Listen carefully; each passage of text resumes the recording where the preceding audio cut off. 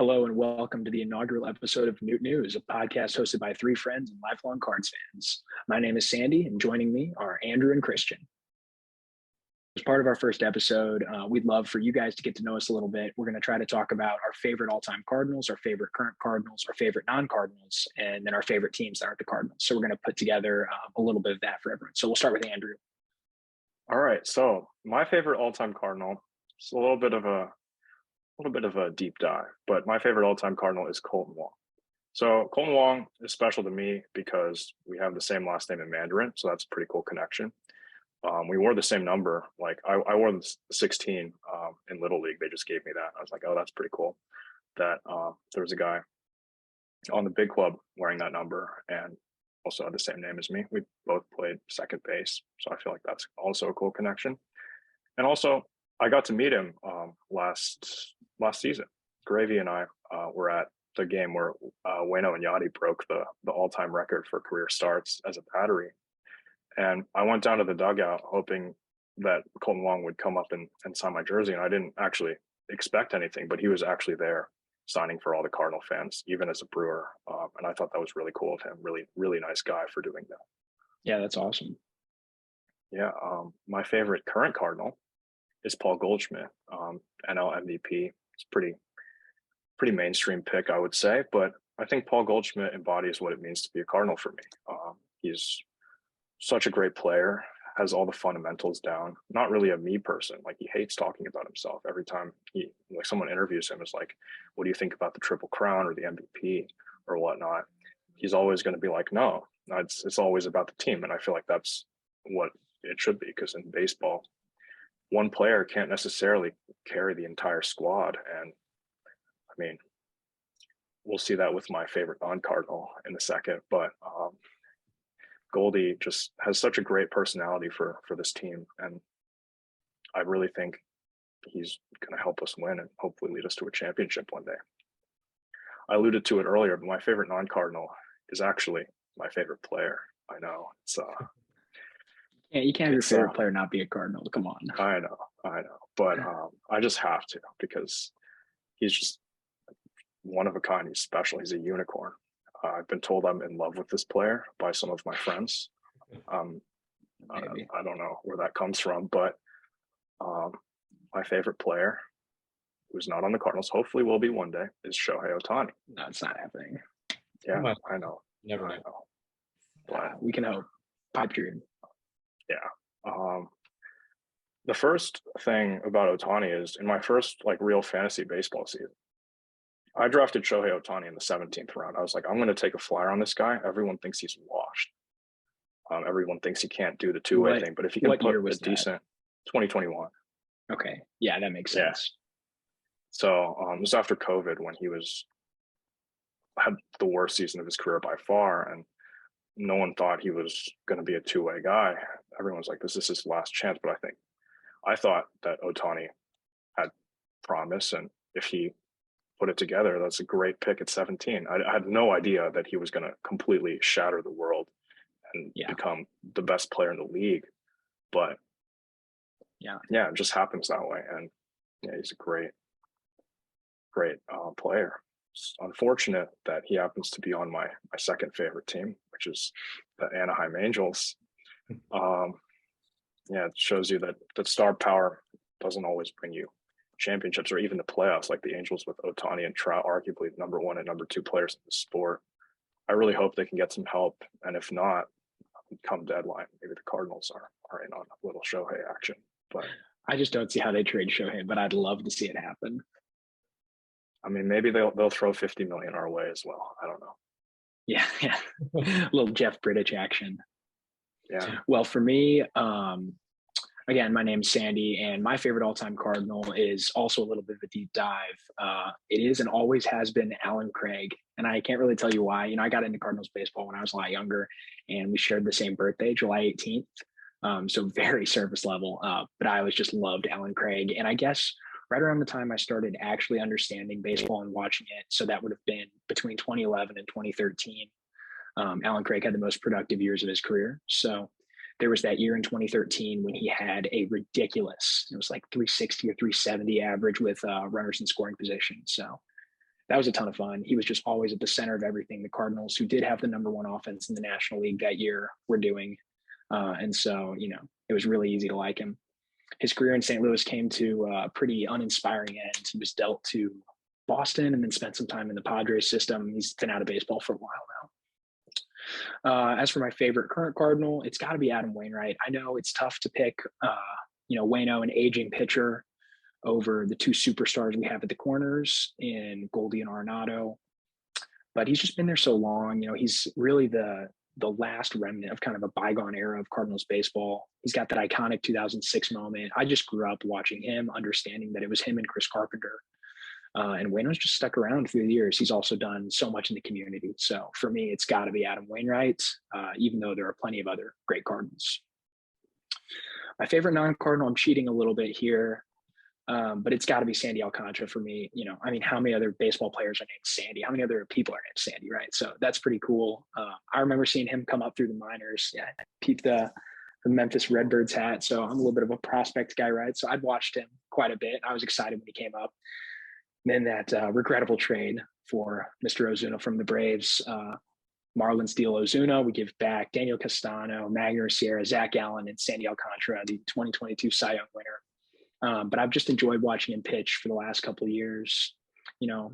Really still one of those old Bulldogs on the mound, wants to go 9, loves the spotlight. So, but since he was a former Cardinal, I'm not sure it's allowed. So besides him, it's probably DeGrom. I just think he's so much fun to watch. I got to see him in person back in 2018, which was really special. I was going to see him in 2021, but he had, those injury problems during that magical first half.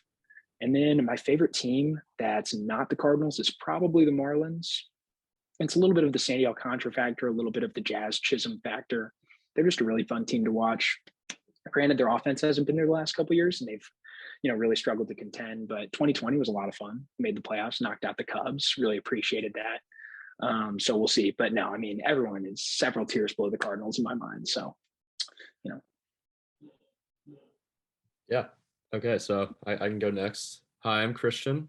And so my favorite all-time Cardinal has to be Albert Pujols. I know it's a mainstream pick, but I've just really enjoyed watching him all of my time watching baseball. My favorite current Cardinal has to be Paul Goldschmidt as well. He was the NL MVP last year. He is just a master of his craft, and I really enjoy watching his unique form and how he attacks being at the plate. And it's always been fun to watch him. Favorite non-Cardinal for me has to be Miguel Cabrera. He's been in the league for 8 ages, and I was just looking at a stat line a few minutes ago with Andrew, and he had 11 straight seasons with 100 plus RBIs, and wow, it was just pretty incredible. The level of the level of play he's kept up over the years, and he's just an enjoyable player to watch even now in his final season next year. I'm excited to watch him. And I think for my favorite team that's not the Cardinals, I kind of float between 2 different teams. I float between the Orioles and the Mariners. But I like watching all the young talents coming out of the Orioles organization. And, Julio Rodriguez has been really fun to watch, especially last year in the Mariners. And seeing them make the playoffs the first time in ages is awesome to see.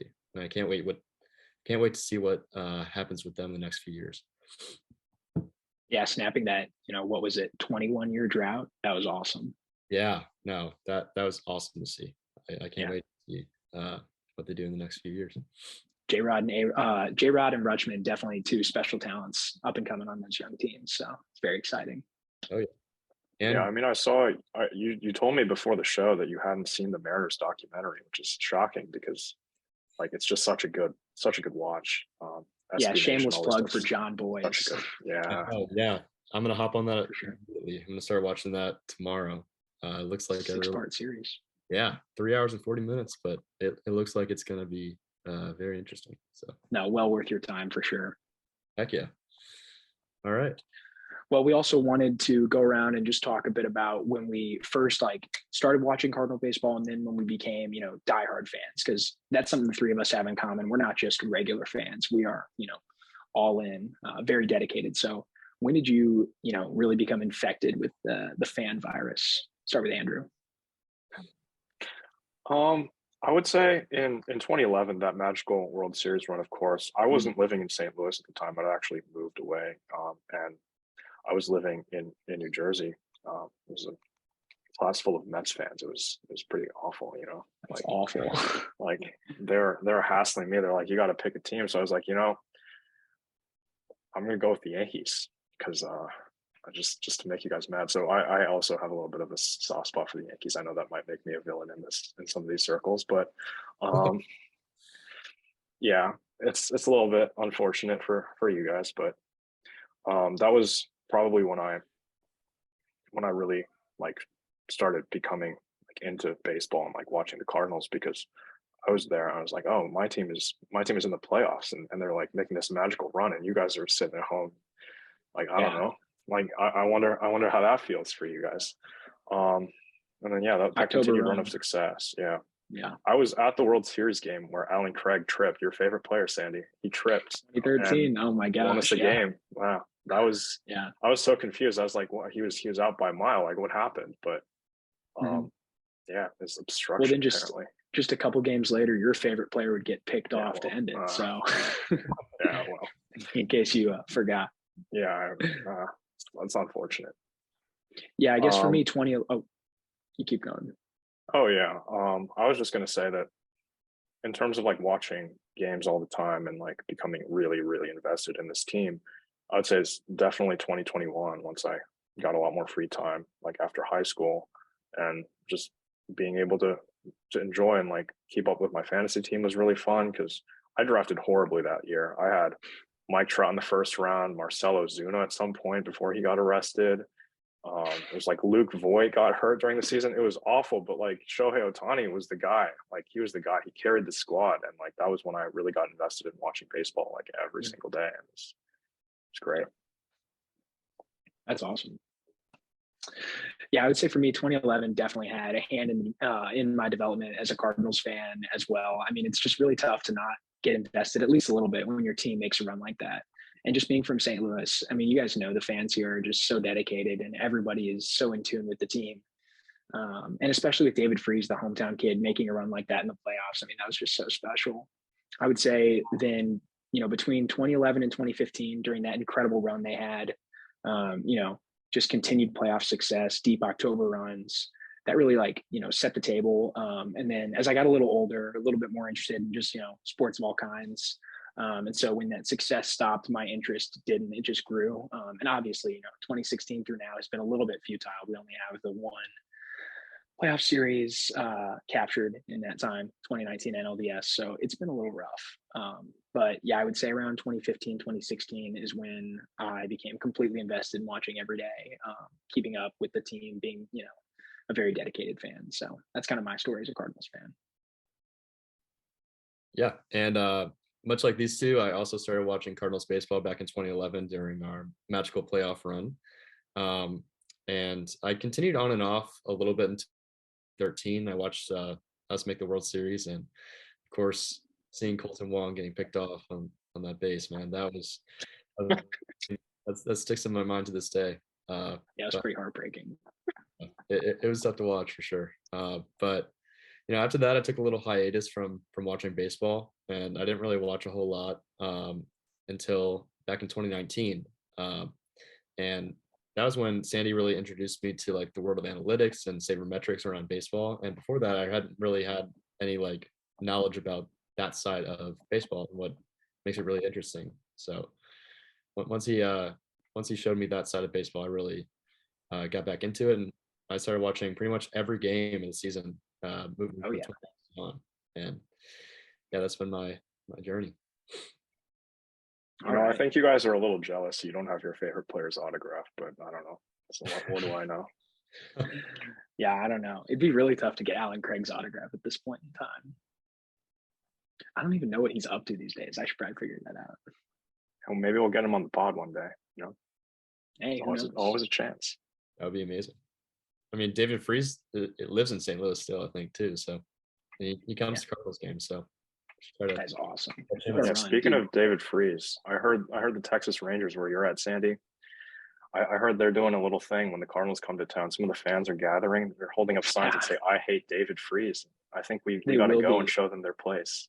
This June, unofficial promo day, when the Rangers host the Cardinals, official I hate David Freese day. So it's going to be awesome. I don't know. It's in June, so I won't be here. I'll be home, St. Louis for the summer, but who knows? Maybe I'll find my way down here, Before we get to the end, I wanted to do one more thing with you guys for sure. I'd love for us to just project out a little bit how we think this season's going to go. I think we should all pick a win total and see who's the closest at the end of the year. Put it on the board. Personally, I have the Cardinals at 97 wins this season. 97. Wow, that's a little high, but I'm very bullish on this offense. I mean, I'm a believer in Lars Nootbaar. I think Tyler O'Neill can have that bounce back year. I don't see any easy outs in this lineup. I think removing Molina, and albeit his defense was very good, very influential in our games, but I think removing Molina's bat, getting less at bats for Paul DeYoung. Hopefully, I don't want to see him take a single at bat in a Cardinals uniform this year, and I don't think he will right now. But I think removing those bats, especially less time for Kisner now with Contreras, I think you're going to see the Cardinals win more games than they did last year. And we all know they had a good season last year, so I'll take 97. Yeah, I'm not quite as optimistic as Sandy with 97 wins, but I could see us in between 90 and 91 wins on the year next year, especially since next year we're playing all the teams in the league and there's a new format. I could see us benefiting in some ways playing the less good teams, but I don't think it's going to have as big of an impact as we hope. I think it'll be around 90 or 91 wins next year. So do you think that's good enough to win the Central? I think so. Okay. Cubs have made a lot of moves this offseason. I don't think they're going to amount to passing us up. And I don't really see the Brewers besting their last year's totals. So, I mean, in the nicest way possible, I think the Cubs really shopped in the bargain bin. I mean, they're gonna put butts in the seats. They're gonna sell tickets. A lot of fan favorites there, and Hosmer, Mancini, a lot of really lovable players. I'm just not sure that's going to amount to many more wins. And that team only won 74 games last year, if I'm correct. Yeah. So, yeah. I'd be surprised if they win. I'd be surprised if they are above 500 at the end of the year, especially because I think they're going to be looking to trade pieces if they're not in contention at the deadline. So many one-year deals. Yeah, I think Bellinger and Mancini are probably out the door if they don't contend. But yeah, I think so too. Hosmer could be too if he has a decent year, but he was terrible last year, at least in the second half. If everything clicks for them though, if like Bellinger has some type of return to his MVP form and Mancini picks it up a little bit, I can see them above 500. But even with that, I don't really see them passing us up in the standings. The Cards are just a lot stronger than the rest of the Central this year. Milwaukee's pitching staff has a lot to dream on. You've obviously got Burns, Woodruff, Peralta, both Peraltas, but I just don't see them putting it together offensively. I don't think they're going to score a lot of runs. I don't care who pitches. I mean, we've seen the Marlins lately. They can really pitch, but they certainly can't score. And I think the Milwaukee Brewers are going to be a better team than the Marlins, but I think they're going to look a lot like them. I agree. And I think the signing of Wade Miley was definitely a good addition for them. That's a fantastic addition. Bolster the rotation. But the trades they made in the offseason, like adding Jesse Winker, sending away Colton Wong, I just think that's not as big of an upgrade as they might hope in their lineup. Yeah. So. But the Contreras move was really good for them. Yes. Yeah. I didn't think they gave much up to land Contreras. That was very impressive. Yeah. To give up almost nothing for Contreras that was a nice move by them. Got to give them props when it's due, for sure. Yeah, unfortunately. All right, Andrew, how many games are the Cardinals going to win this year? You guys might not like me for this, but I'm not as optimistic as you guys. I'm going with 89 wins. We're going to win the Central. We're going to win the Central. But I think the offense has taken a little bit of a step back even. Albert Pujols in the second half was just such a monster. And I don't think you can get that production out of really anybody. I know Contreras is going to be an offensive upgraded catcher, but can Juan Yepez and Nolan Gorman fill Albert's role at DH? That remains to be seen. Yepez showed some promise. I love that home run in the wild card round. That was our only real like run support at all in that series. But will Goldschmidt repeat his MVP form? Will Arenado repeat his MVP form? I'm not sure about that. I think both of those two had career years, and they're not getting any younger. So I worry about, especially Goldschmidt with his September and carrying into the playoffs. It was just not what we saw for the remaining part of the season. Like, will he be as good as we expected? And the pitching, I think, really needs some work. Wainwright, I think, will be serviceable because he figured out what was wrong with him in September. He fixed his stride, hopefully. Miles Michaelis will be solid. Dakota Hudson, I just don't know if he's going to return to form after Tommy John surgery. I'm a little bit more optimistic on Hudson. I'm a little bit more optimistic than the rest of people on Hudson. I really do think if you look at his career numbers, you know, he had a career 3.7 ERA going into that season. I guess it was 2021 when he had TJ. And so, you know, you look at pitchers their first year after Tommy John, whether they're medically recovered or not, they're never quite as good. I expect his ERA to be way down.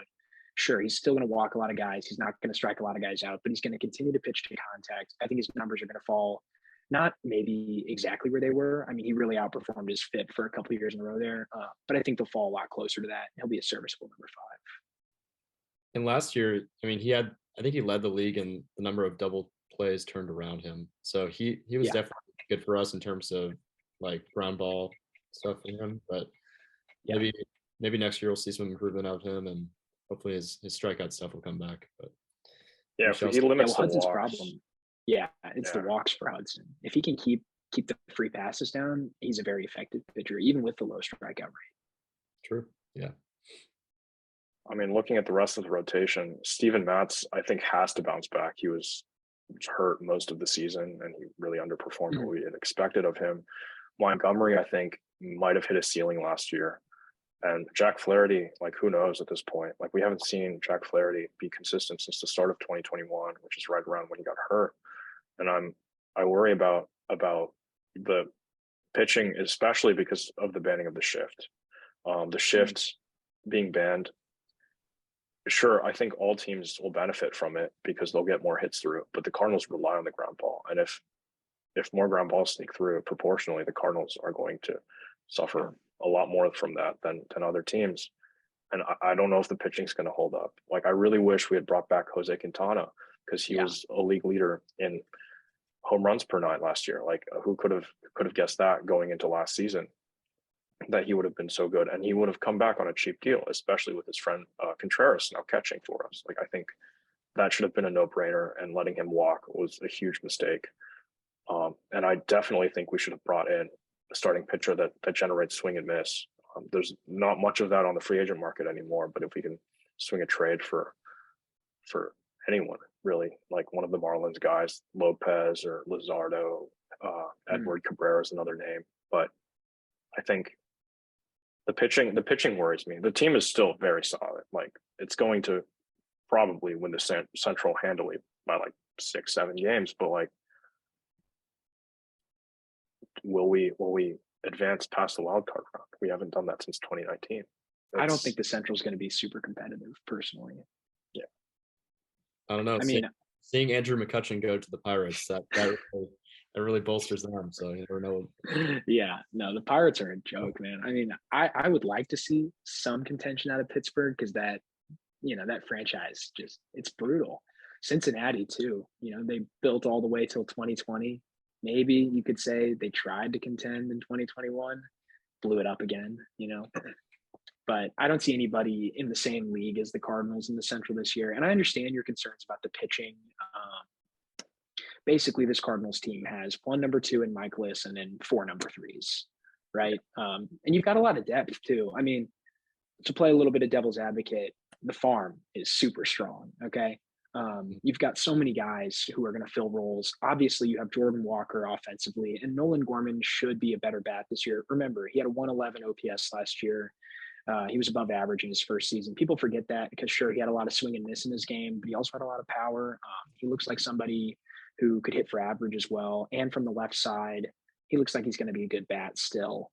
And on the pitching side, you have guys like Connor Thomas, Andre Palante might get a shot at the starting rotation, and we all saw how effective he was last year.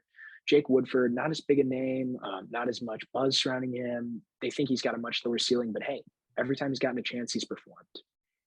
So I think the Cardinals are going to be able to mix and match, and this bullpen looks really, really deep. And that's why I think they're going to, I think with 97 wins, I think they're going to be the 2 seed in the National League. I think we'll go straight to the division series.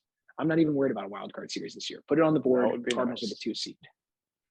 Yeah, I would like to see that happen. Another name you also forgot is Zach Thompson. How could I forget Zach Thompson? Zach Thompson, I could see him being a good starter for us if he just works on just staying consistent. Yeah, he needs to develop that 4th pitch, because right now he's got a good fastball. He's got that nasty curveball, and he's a lefty. So, the curve from the left side looks a lot like Liberatore at times, although not quite as much downward action as Liberatore's 12-6 curve. But I really like Thompson. I've got him right now in my projected roster. I've got him as one of our top lefty setup men, and I think he's going to be there for most of this year, but I do think he still has a future, at least a potential future in the rotation. But there are just so many guys, so many names. All right. I think we're going to finish today's first episode with a Sporcle Quiz. So we're going to try to do this every once in a while at least. We're going to just do a Sporcle Quiz together. We're going to try to fill out the entire Cardinals roster. I believe it's 51 players suited up in Cardinal uniform during the 2022 season. We're going to see how many of them we can name. All right, let's get it. Let's get it started. All right. So let's go around just with the obvious guys, right? Starting at catcher, we've got Yadier Molina, right? Oh, let's go Molina. Starting pitcher, yeah. Let's just get those obvious ones around. Edman. Let's get the lineup down. So Arenado, Dubar, O'Neill, Carlson. Yeah, it's going to get really tough once we get to those guys that only played 1 or 2 games. That's when it's going to get fun. Yepez, Juan Yepez. Yepez was a good one. Gorman, Donovan. Yeah, get those infielders out of the way. DeYoung, I guess. DeYoung, I hate seeing that name on here. I hope he's not on the 2023 version. I mean, he'll probably play a couple of games and then get sent down or whatever. I don't know. It'll be all right. Show me Kisner and Herrera. Austin should Romine. Be almost all the catchers. Romine? Romine should be the last catcher, right? I think so. Show me Burleson. He played a little bit of first. I'm just going to go positionally. Did we hit all the lineup guys? I feel like we missed somebody. Pujols. Yeah. That's sad. All right, let's see. We're still missing some outfielders here. Every outfielder that played. Yeah, that midseason. Oh, it's trade. Alphabetical. It's alphabetical. Corey Dickerson. Dickerson. Corey Huge Dickerson. Deluzio. Deluzio. Speedster. You know he's with the Cubs now? Yeah, that's unfortunate. Right? Got him from Arizona. Signed him as a minor league free agent. Connor Capel. That's a blast from the past. That guy broke up Ohtani's no-hitter with Oakland. I was not happy about that one. Yeah, he did. That was something. Let's see. Cabrera, I think, is that reliever right there. Yeah, Cabby. And then another reliever with a B. Why am I having trouble with this? Let's keep looking. Let's fill out some of these starters. Let's do rotation. So let's go Helsley. Let's go Helsley. Let's get that one out of there. Wainwright, Michaelis, Montgomery, Quintana, Q. I love Q. Oh my gosh. I'll miss him. Huge Q. Yeah, I miss Q a lot. James Nail for a reliever. James Nail. Oh yeah, Nail. Cape Girardeau native. Oh, show me Jake Walsh. Yes. Nice. Oh, Woodford as well. Jake Woodford. Nice. Who are some of these other? Zach Thompson. Zach Thompson was in for a while. Angel Rodon. Oh, is that how you spell Rodon? I think so. He pitched at the very beginning of the year. Remember when Mats went down? Is it Oh, Rondon? Rondon. Rondon, that's it, Rondon. Oh, Rondon. There we Yeah, go. Rondon. That should be it. Yeah, he pitched at the very beginning of the year, and then we got rid of him. Do we miss any starters? I feel like we forgot a starter. I think Hudson. Rondon. Oh yeah, obviously Hudson. We just talked about him, and there's another starter in with an there. H name. Also, Liberatore will be listed as a starter. Rondon should be. Oh, we've already got him in there. Never mind. He was a reliever. Oh, Gallegos. Giovanni Gallegos. Yep. Gallegos is good.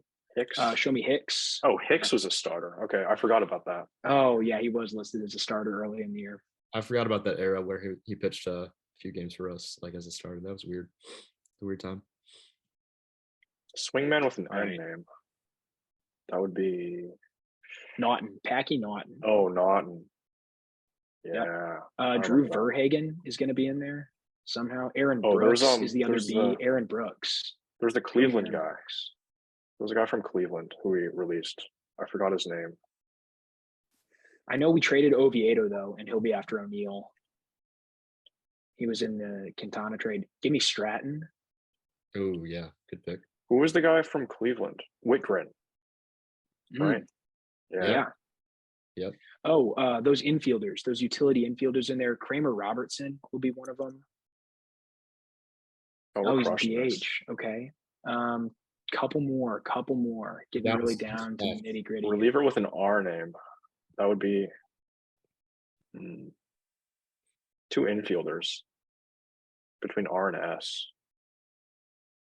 And it's not a W reliever. We already got Walsh. We have Gorman, don't we? Yeah, we do. Yeah. Who were the relievers at the beginning of the year that drove us nuts? Right? We had Whitgren, we had Brooks, and there was one more, I swear. I thought it was Verhagen. Maybe it was Verhagen. That signing just looks awful right now from the Cardinals' perspective. Yeah, I try to be positive generally, but not a lot to be positive about there. Oh, Sosa, Edmundo Sosa. I forgot about Sosa. Cardinal killer Edmundo Sosa. And Romine, right? Or Jojo Romero. Romero. He's not real, apparently. Yeah, I didn't know if he was real or not because he didn't make any appearances for a while after that trade. We're down to 4 spots left here. What S name are we missing in here? Somebody who was barely up. 3 relievers. Max Schrock? Was that a guy? Schrock was a while ago. Schrock was with Oakland last year. Man. Yeah, who's that last infielder that we have here? They're all relievers. This is what I was afraid would happen. Some reliever that made like 2 appearances and I just forgot. Yeah, this is going to be really tough. What young relievers did we call up, man? This is going to give me Cody Whitley. That's our guy. Yes. All right, down to 2 relievers and a utility infielder. Oh, there's the guy who throws Junior Fernandez. He throws 100. Oh, yeah. Oh, we got rid of him. I liked him. Yeah. 1 reliever and 1 infielder left. We're so close. Reliever. Yep. With an M name. With an M.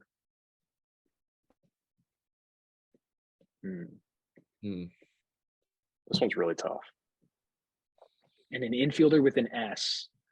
Somewhere in between O and T. So there's not a ton of range. We've got to get this. Was there a Soto at some point? No. Maybe. I'm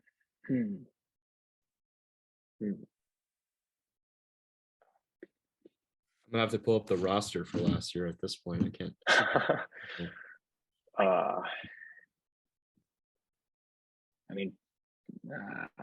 Come on, we've got this. We've got to get this. I knew we were going to run into this problem. There are a couple of randos in there like Capel and Robertson, and we got those. And so I felt really good. There's a couple more. I know. Who is this reliever with the M name? This is going to drive me nuts. No way we can't get this. Who are the Sedas from last year? You want to explain the term Jose Seda while we're thinking? I'd love to. While we take a little break from the action. It's a term we're probably going to throw around here a lot. It comes from an old John Boy video called "The Search for the Saddest Plate Appearance." Basically, John Boy's, now member of Secret Base, identifies Jose Seda as the pitcher in the saddest plate appearance of all time. He walked another reliever on 4 pitches. Jose Seda was a decent pitcher throughout his career, but almost entirely pitched in blowouts. John Boyce notes that this was a time when there was only a pitcher on the mound because the rules said the game had to go 9 innings, so there had to be.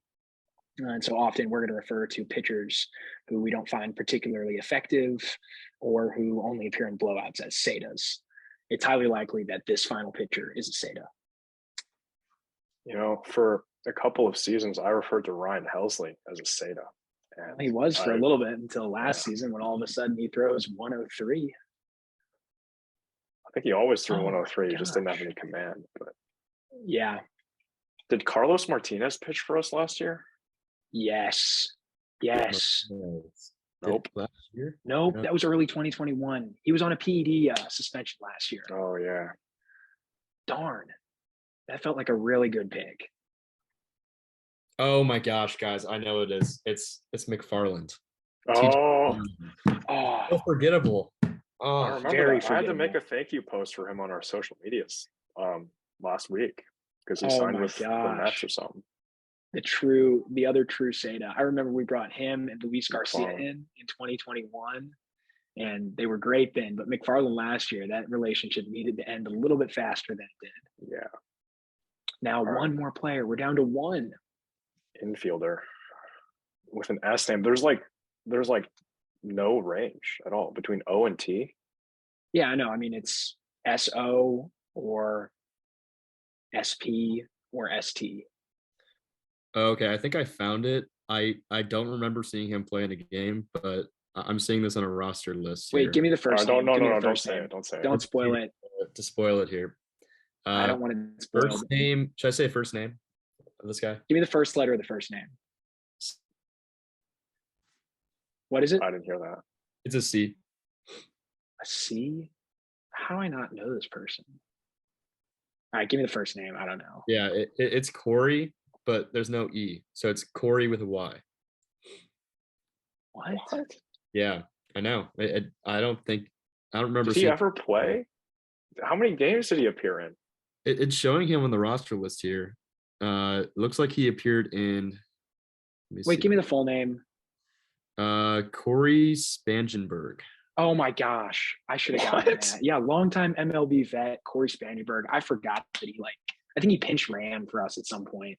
That's terrible. That's terrible. There's no way he played for us, right? When did he play? I swear he did. I remember. He played in Did one. we ever? I remember. I recognize this name. I just didn't know that he played for us ever. We were never getting that one. I'll take 50. Yeah, I would never have gotten that one. So 50 out of 51. Not terrible. I mean, that's pretty good. You'd like to see us finish it off, though. Yeah. I mean, yeah, let's look at the quiz. Yeah, it's Corey Spangenberg. 39%? There's no way 39% of people remembered Corey Spangenberg. Okay, yeah. Corey Spangenberg appeared in 1 game, and he recorded 0 plate appearances. You know, he didn't do anything. Did he even field? He pinch ran. Was he in one of the games where Arenado and Goldschmidt couldn't play in Toronto? Is that one of those games? I feel like that was the time where we get some random name thrown around. Yeah, I assume. I don't know. He didn't even record. He recorded 1 inning in the field, so he probably came in super late. But I mean, all in all, that's pretty well done by us. I was pretty impressed with our Cardinal knowledge there. I don't know if anyone else would have gotten Spangenberg. I mean, 35% apparently. Yeah, seriously.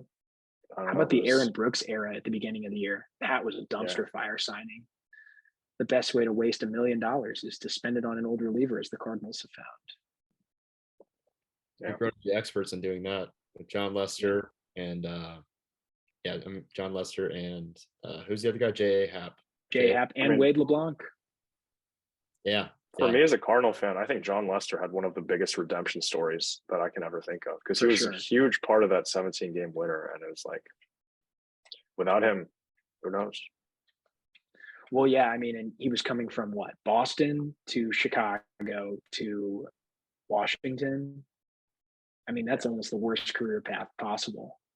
What did he beat us in the 2013 World Series? Yeah, Won it he with the did. Cubs in 16. Won it with the Nationals in 19. I mean, there's three. Yeah. He didn't win it with the Nationals in 19, actually, did he? I don't think so. I think he was No, still I with the think he Cubs. was still with the Cubs. Yeah. Definitely still with the Cubs. But still, I mean, to be a National, we don't like the Nationals much here. Finally finished off as a Cardinal, retire, go out the right way. That was awesome. Yeah, it's good story. He had himself a For nice sure. career for sure. He finished Yeah. with 3 World Series rings, and I mean, Yeah. he was just elite back in his day. Yeah. One of the most fearsome pitchers in the league at some point. 2016, he was an absolute menace with the Cubs. And that'll do it for the first episode of the Noot News Podcast. Thanks, everybody, for watching or listening. Be sure to subscribe, like, leave us a comment or a review, and recommend us to your friends. You can find us on Twitter, Instagram, YouTube, and anywhere else you might find content and or watch a podcast. There's also a link to our website where we provide up-to-the-date Cardinals news in our Twitter or Instagram bios. Thanks, everybody, and have a great night. Thanks, everyone.